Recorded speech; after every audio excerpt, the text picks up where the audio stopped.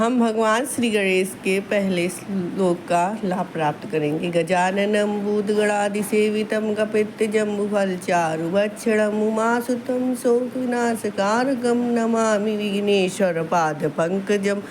हम भगवान के श्री गणेश के 8 प्रमुख स्वरूपों का श्रवण करेंगे। उनके पहले स्वरूप का नाम वक्रतुंड है। इस स्वरूप में भगवान श्री गणेश की सवारी शेर है और इस स्वरूप में इन्होंने मत्स्यासुर नामक दैत्य को समर्पण हेतु बाध्य किया था।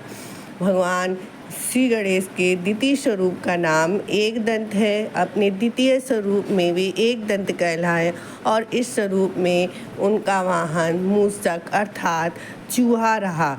इस स्वरूप में उन्होंने मदासुर नामक दैत्य को समर्पण हेतु बाध्य किया।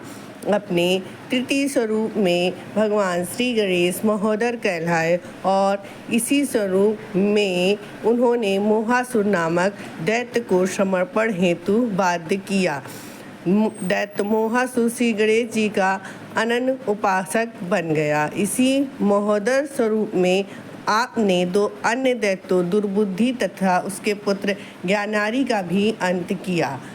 अपने तृतीय स्वरूप में भगवान श्री गणेश जी गजानन कहलाए और इस चौथे स्वरूप में श्री गणेश जी का वाहन मूषक अर्थात चूहा ही रहा तथा उन्होंने अपने इस स्वरूप में कुबेर के पुत्र दैत्य लोभासुर को समर्पण हेतु बाध्य किया।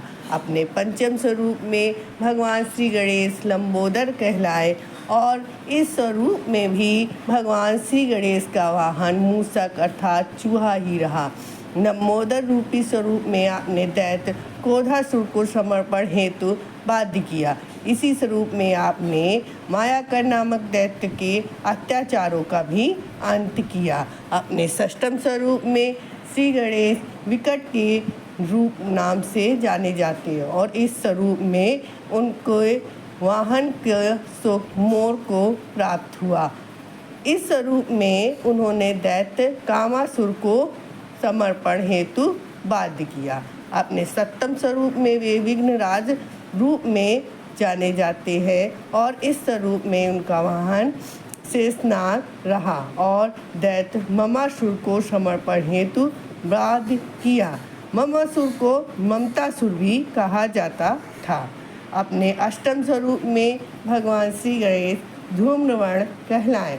सवारी के रूप में चूहा पुनः श्री गणेश का वाहन बना और इस स्वरूप में आपने अहंतासुर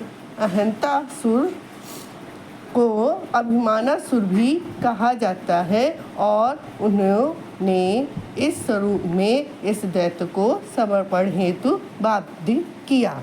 अपने अगले अध्याय में हम श्री गणेश जी के जन्म का प्रादुर्भाव का श्रवण का लाभ प्राप्त करेंगे। जय श्री गणेशाय नमः।